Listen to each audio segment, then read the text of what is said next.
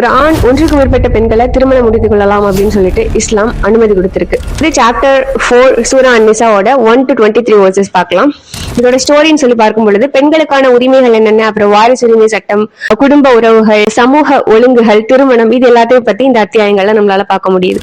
So இதுக்கப்புறமா இதனுடைய key concept என்ன அப்படின்னு பார்த்தோம்னா, ஒரு ஆண் ஒரு பெண்ணை திருமணம் முடிக்கும் பொழுது அவங்களுக்கு கொடுக்க வேண்டிய மஹர், கொடை, அதை பத்தி இந்த வசனங்கள் நம்மளால பார்க்க முடியுது. அது ஒன்று. அதுக்கப்புறமா ஒரு ஆணுக்கு எந்தெந்த பெண்கள்லாம் திருமணம் முடிப்பதற்கு தடை அப்படிங்கறதையும் இந்த வசனங்களை நம்மளால பார்க்க முடியும். அதுக்கப்புறமா ஒருவேளை விவாகரத்து ஆகுது ஒரு ஆணுக்கும் பெண்ணுக்கும் அப்படின்னு சொன்னா அந்த விவாகரத்துக்கு பின்னாடி ஆண் கொடுக்க வேண்டிய கொடை, மஹர், அதனுடைய தேவை என்ன அப்படிங்கறதையும் இறைவன் சொல்றான். அப்புறமா இதனுடைய ஹைலைட்டட் வேர்ஸ் என்ன அப்படின்னா, அல்லாஹ் உங்களுடைய குழந்தைகளுக்கான வாரிசுரிமை சட்டத்தை பத்தி உங்களுக்கு கட்டளை இடுகிறான் அப்படின்னு வருது. இதுக்கு அடுத்தடுத்த வசனங்கள்ல நம்மளால அந்த வாரிசுரிமை சட்டங்களை பத்தி பார்க்க முடியுது.